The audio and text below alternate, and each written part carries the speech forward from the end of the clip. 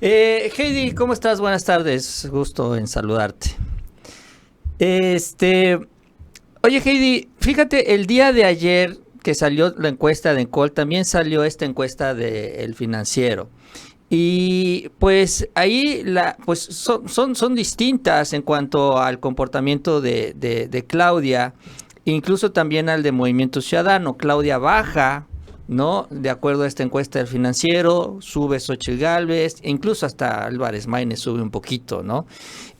Son datos muy distintos en este aspecto a lo que presentas tú, Heidi.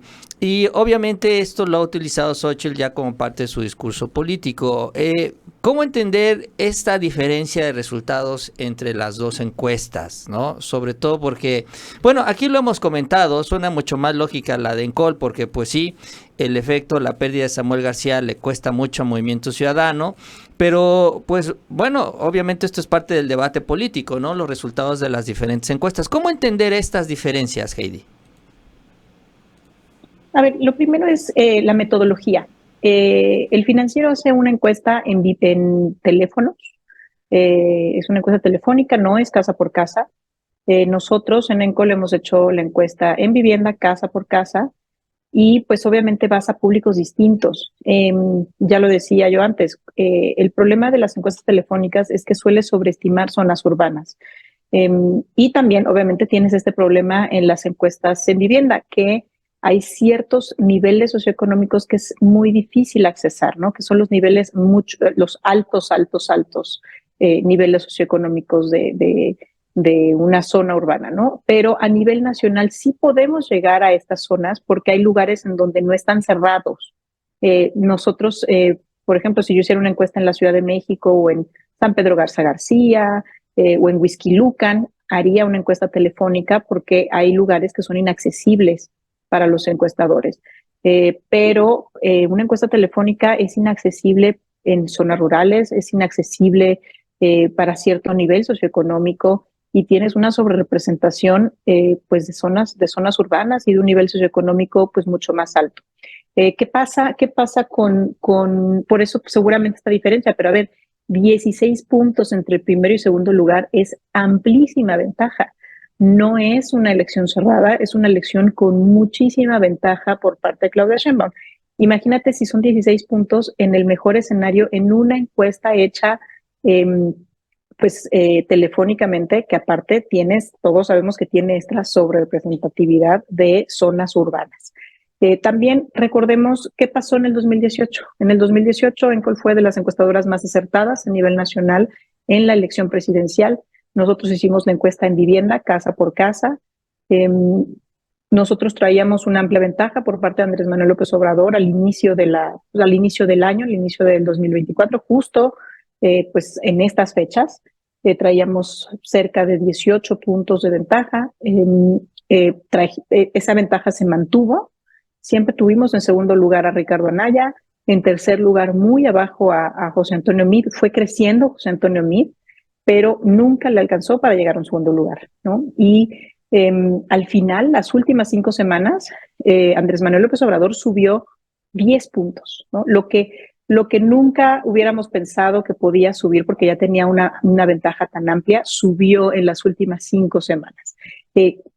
¿Qué decía el Financiero en ese entonces? El Financiero arrancó la elección con 10 puntos de diferencia para Andrés Manuel. Andrés Manuel en primer lugar, y toda la elección estuvo con que Anaya era el segundo y el otro mes Mide el segundo lugar, entonces estuvo haciendo este pleito del segundo lugar pues entre uno y otro, ¿no? También eran encuestas telefónicas y al final, ¿no? La fotografía que cerraron ellos y la fotografía que cerró Encol fue un poco distinta porque nosotros tuvimos un primer lugar muy claro, un segundo lugar muy claro que era Anaya, ¿no? Y ellos tenían un segundo lugar, dieron en segundo lugar a José Antonio Meade. Entonces, ese es el problema de las encuestas telefónicas a nivel nacional.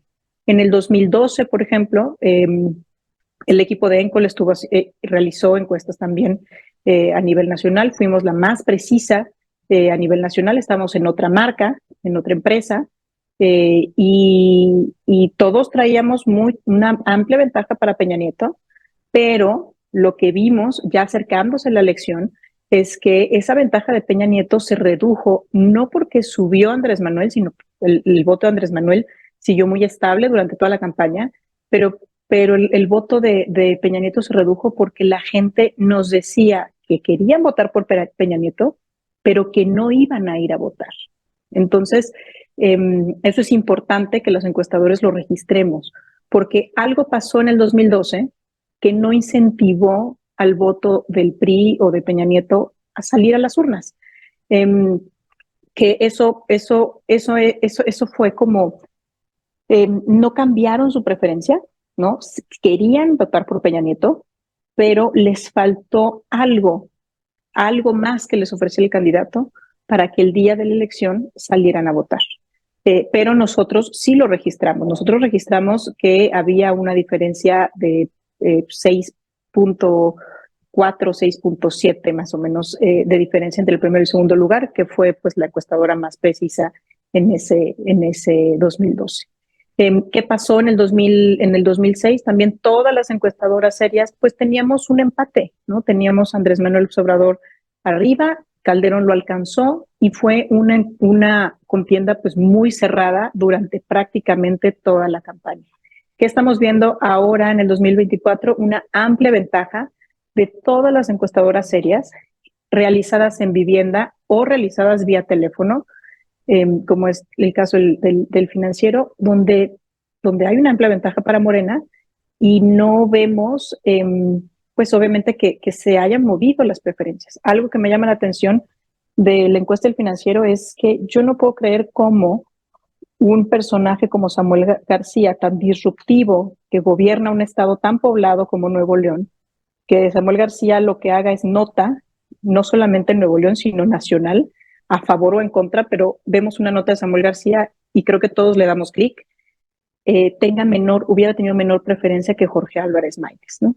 Con un conocimiento superior al 50% de Samuel García y ahora con un conocimiento de Jorge Álvarez Maínez de 22%.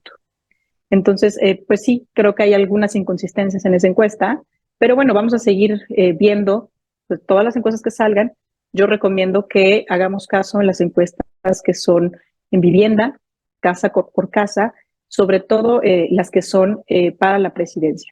Como les decía, hay ciertos lugares en donde puede ser que las encuestas telefónicas sí sean la mejor opción, porque efectivamente pues hay lugares que son inaccesibles y la población prácticamente puede ser la mitad y la mitad entre estos niveles socioeconómicos.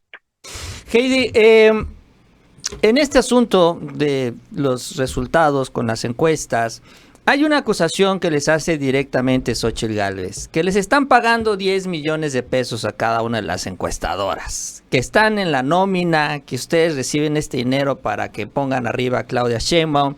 ¿Qué le respondes o qué responderle a Xóchitl ante esta acusación, Heidi, de que básicamente a todos les están pagando esta cantidad?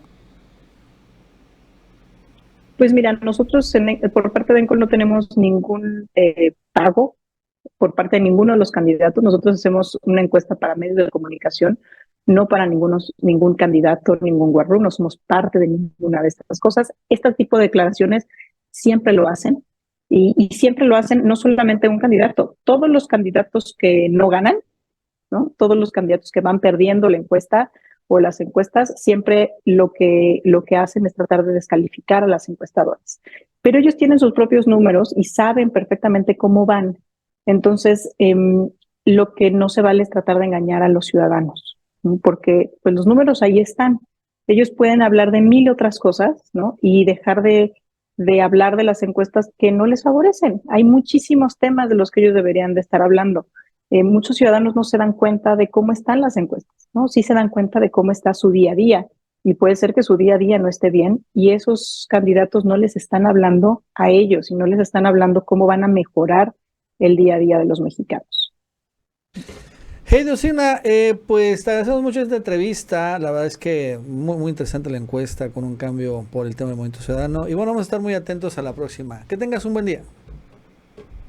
Igualmente, muchas gracias por la invitación. Gracias, Heidi. Bueno, la directora general de Encol, ¿no?, que publica en el diario El País, una de las más importantes encuestas ahorita que está publicando en la campaña presidencial. Honestamente, el Financiero cayó muy mal. Este tema, bien dices, de que y nadie cree, ¿no?, que la llegada de Álvarez Maínez haya generado que tenga más preferencia Movimiento Ciudadano que Samuel García.